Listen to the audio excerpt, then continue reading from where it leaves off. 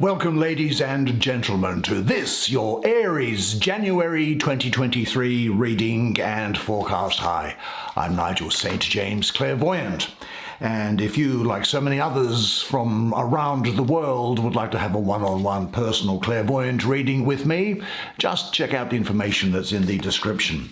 Oh, and by the way, if you would like to see, and if you haven't already seen, your 2023 annual forecast, then have a look at the playlist on my channel and it's easily set out for you there. But now we're going to take 5 cards. 5 is all we need because it provides us with all the information that's necessary for you in this month of January 2023. Let's deal first with this one, shall we? And it is the 2 of Coins. It's good to see.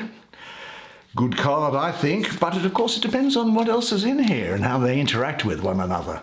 What is this? It is the 8 of Blades.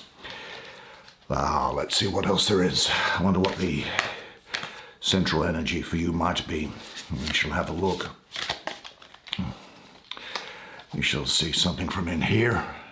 That is Young Staff. There's another card that's come out from underneath it, and it is the 4 of Coins, sitting below the 2 of Coins, and finally one more for you, my dear Aries. Let us see what it is and get into it. So there is finally this one, and it is the 5 of Gourds. Well, why don't you come sit down here next to me.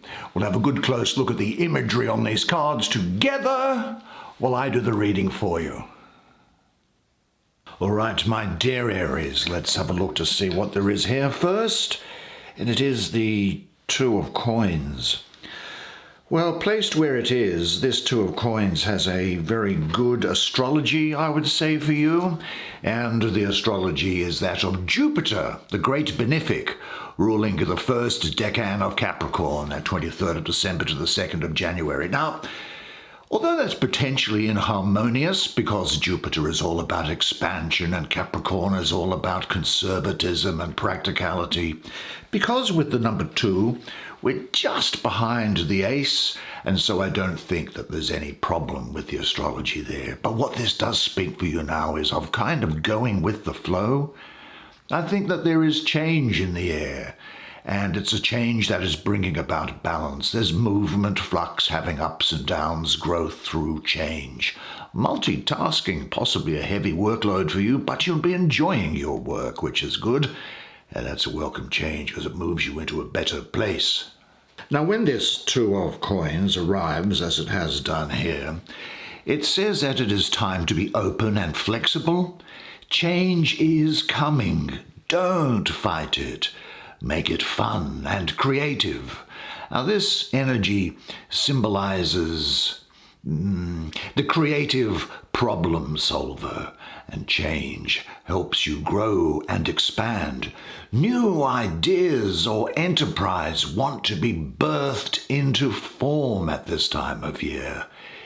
This energy brings a desire to be in control of your life and your activities. It brings the gift of balancing and handling many situations at one time. Now, this 2 of Coins here, I think it asks you to... Is there any of that melanation going on? It's quite interesting. I think some of these cards might have that. But this is asking you who and what do you align with and what needs to be let go. It indicates turns of events, transition and potential. It brings vitality to the body, shifting health issues to the positive. Now, if you are experiencing trouble making decisions, finishing projects, or giving an out appearance that everything is great, but on the inside it is a mess, then take a long think about what this energy has to offer you and its lessons. And in respect of that, I see that we've got this 8 here and this 5. I'm going to spend some time on this 5. So let's have a look at the 8 of Blades, as it's called. Very interesting indeed. Well, why don't we bring the camera in and see what it has to say to you. It's an unusual abstract image, isn't it? Now the astrology is that of Jupiter, again, this time ruling the first decan of Gemini, 21st to 30th of May. Now Jupiter, as you would know, is the ruler of Sagittarius. And to get into Gemini, well, Gemini is on the complete opposite side of the zodiac wheel. And so Jupiter needs to travel 180 degrees away from its home in order to get into Gemini, and it is in detriment in Gemini. So Jupiter is weakened, and the inquisitive nature of Gemini inhibits Jupiter. So a weakened Jupiter means that perhaps you can't get what you want due to too many, which is the Gemini aspect of it, distractions which may or may not be self-created. It's almost as if there's some sort of a fear of failure or holding yourself back, almost as if there's a sense here that you are quitting something before you even start, maybe because there has been some pain that has come with you, bringing about a problem with endurance. Certainly, I think maybe there is a worry from thinking too much or a difficulty in making a choice. Now, the path of this Eight of Blades leads you to a place where there is a need for you to quiet your mind, quiet that Gemini energy down. It is not time to make a decision just now. Rather, it is a time to regroup and reconnect to your inner power and spiritual intellect. The mind and heart need to regain balance. Now, prayer and meditation and taking time, even just to walk in nature, will begin to ease your mind. Obstacles, fears, blocks, and problems are lessons that we all experience on all of our own different paths. Recognize what is holding you back. Your goal is to abandon your conflict and create a balance with the ego and the heart merging with divine intellect. On your path to self-discovery, this Eight of Blades will present you with, well, what seems to you to be a test after test after test to awaken your true self, empowering you to surpass life's constant interferences and blocks.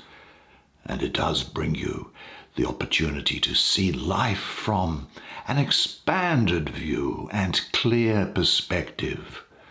And if there is a need for guidance, ask, whether it be from a friend, a counselor, or your spirit guides, because you do have spirit guides. Ask, and sometimes you'll find that the answer is just so simple. So let things rest and develop on their own for a while. As long as doubt concerning these decisions in front of you remains, don't go for anything new, as I say. Jupiter is he's the bringer of unforeseen and unexpected change for the better. And any problem which seems unsolvable now will find its own solution in its own way. And ask yourself, what alternatives are you torn between now? Just let things develop. Relax and say this to yourself. I am relaxed and I trust life. Well, shall we have a look at this Five of Gourds here? Now, of course, gourds would be cups, and let's see what it has to say for you at this time. Let's have a look at it. What does it bring for me? Well, I think that this card illustrates this. Look, loss and disappointment are integral parts of your existence, yet still they leave you feeling hollow and defeated sometimes, don't they? Suffering is something none of us is a stranger to. Nobody.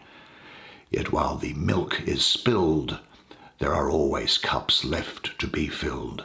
You have the opportunity to accept what is, so that you can take time to make good use of what is left behind. This way, you always find value and meaning in your suffering, as difficult as it may be at the time, or a disappointment. Maybe your expectations weren't met, or your expectations of somebody or something weren't met. But I think this card to me actually illustrates this suffering through self-mutilation. It's a self-mutilation that I'm getting a feeling of here. And I think that it reminds me, look, north of where I live, in the country north of me, there are the Danai people of Irian Jaya, which is the easternmost point of the country of Indonesia. And they cut off portions of their fingers when in mourning. And when a member of the community passes on, it's believed that those especially powerful will linger. So a portion of the finger is offered to keep them at bay. It is also symbolic, I think, of the pain of losing a loved one. It is said that the hands are related to life, the community, and to the universe, that we all are connected. Hands are weakened as fingers are lost, just as the community weakens when a valuable member leaves this world. Now, the practice of finger cutting may seem extreme to us. However, what we learn from this is to feel the pain so that we can move forward into a space of healing. I think it's also important to understand pain so that we can understand the pain that we cause to others. Now, the astrology is Mars ruling the first decan of Scorpio. Look, Mars is the ruler of Scorpio, so you'd expect this to be really good. Scorpio, of course, being a water sign. But with the 5 here, I have a mystical association with the planet of Mars with the numerology of 5. So there's a double Mars here. And what happens is that the heat that comes from this double Mars evaporates the waters of Scorpio. So there is some unfulfilled expectations, a loss of sense of balance perhaps, problematic relationships, unexpected disturbances. I think maybe there's an expectation that was much too big, some unexpected event. Perhaps only a thoughtless reaction has ruined them abruptly. But the aggressively destructive energies now dominating the scene have probably been smouldering beneath the surface for a long time. You've overlooked them, perhaps because you didn't want to admit to their existence. You ignored the warnings of your inner voice, perhaps, but now you have to face the sobering facts and look them in the eye. And when we do feel disappointment, when we do feel disappointed by events which have happened in the past and often linger with us and stay with us for year after year after year, they bring us tears, either if those things have happened now or if they've happened in the past. But remember, the tears you shed, well, they water the gardens in your heart. And this is also about forgiveness. Now, I know forgiveness is terribly difficult to do, but I'm going to tell you how to do it, where it's easy to do, and it will realign the way that you think about forgiveness and set you free. Because forgiveness is giving up the hope that the past could be any different. Now, I know that you may think that forgiveness means accepting what has happened to you. Well, that's not it. It is, though, accepting that it has happened to you. And there's a difference there, you see it. It's not accepting that it was okay for it to happen. It is accepting that it has happened, and now, what do you do about it? Really, forgiving is giving up the hope, not holding on to the hoping and wishing that it could have been any other way than it actually was. Giving up the hope that the past could be any different. And when you get that, it will take you to the next level of being a more complete person, because you don't hold grudges for anything or anyone or any situation. When you let go, the past does not hold you in a prison cell any longer or hold you hostage anymore. Well, shall we have a look at which one will we do? I think we might do the Four of Coins, and then we'll leave this gentleman until the last. It's Four of Coins, isn't it? Yeah. So what do we have here? Let's have a look at it. I think we see a young man standing guard in front of an adobo village with a coin clutched in his left hand and one atop his staff. In the back, another coin acts as a door to a granary, and the fourth to a door to his dwelling. He is secure and continuously on alert to protect against anyone who would think upon his territory. This really represents security, I think, for you. You may have an opportunity to strengthen your foundations through increased assets. It's indicative of someone with sound judgment and management of resources, someone who is self-assured and aware of their personal power. It could also be someone who is conservatively holding on to everything. It can also mean that you might be overly defensive and need to be more vulnerable. Now, the astrology is good, I think. Down here in this position, underneath this Two of Coins, here we have the Sun in the third decan of Capricorn, the 13th to the 21st of January. Well, Capricorns, they're a feet on the ground, eye on the prize sort of sign, aren't they? And those with the Sun in Capricorn have a realistic, grounded approach to life that can be seen really no matter how difficult the rest of their chart is, you know. This is speaking of strong foundations, stability, maybe a tight rein on your budget. I do see you being quite financially cautious, and it's probably not such a bad time, a bad idea at this time of year, is it? And protecting yourself. It's a great degree of integrity and character with you. Now, when this energy enters, it brings success, stability and security. A job or goal has been completed. It presents you with a stable foundation to start putting new ideas into motion. I think it also speaks of a need to reevaluate your present values and your goals.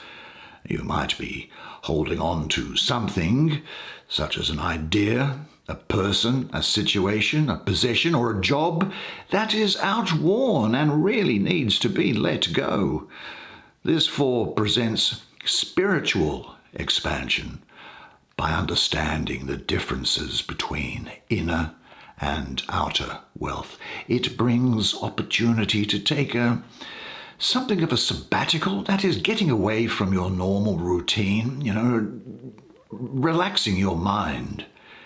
Now you discover your personal power with this energy, bringing you an ability to shift and transform the old into new. It invokes the magical interaction of the subconscious and conscious self to explore your dreams and your purpose in life.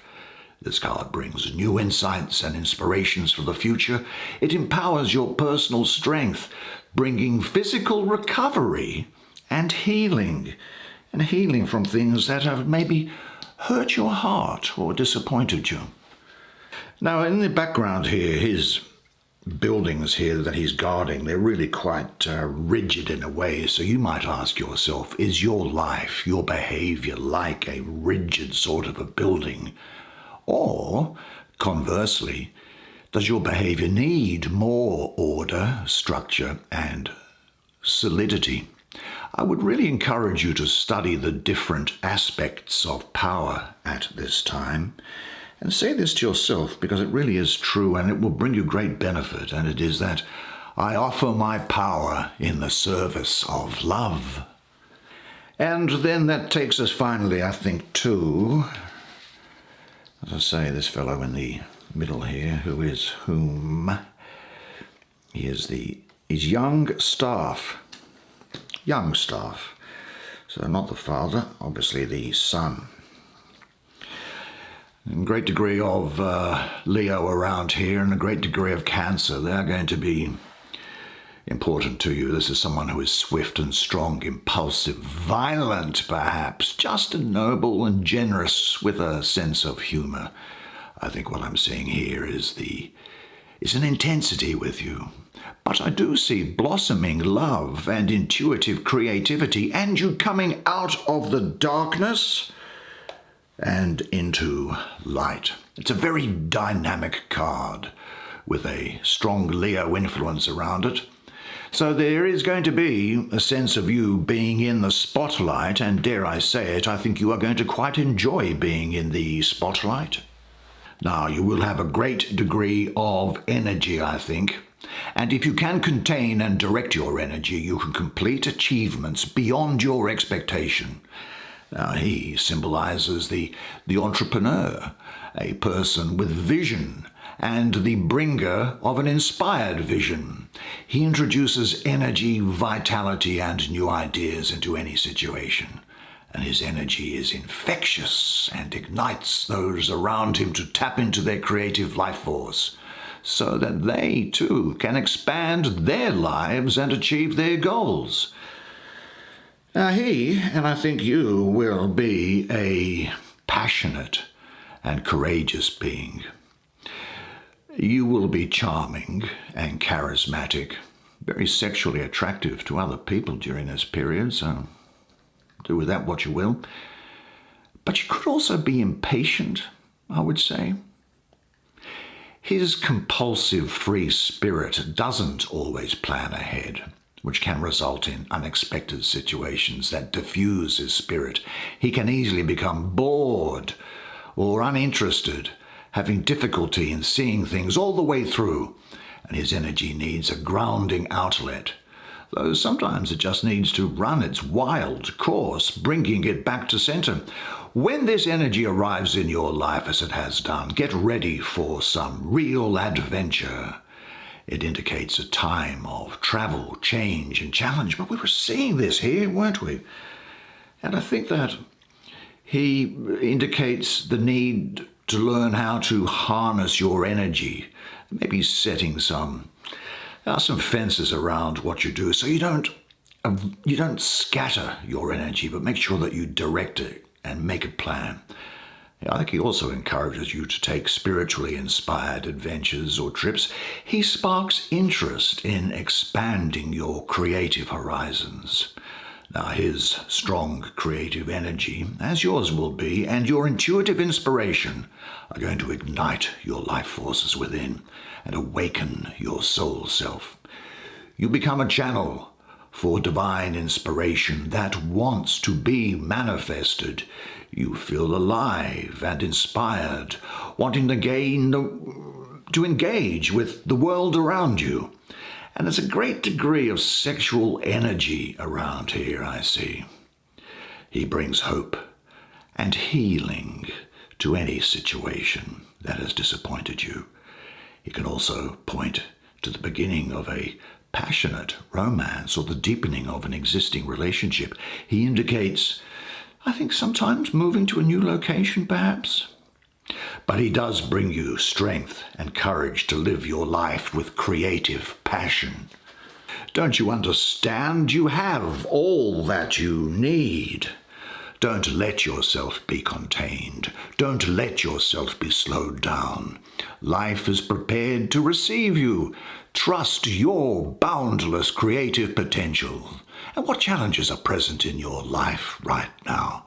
Spread your arms wide and breathe deeply into your heart and say, I love life and life loves me.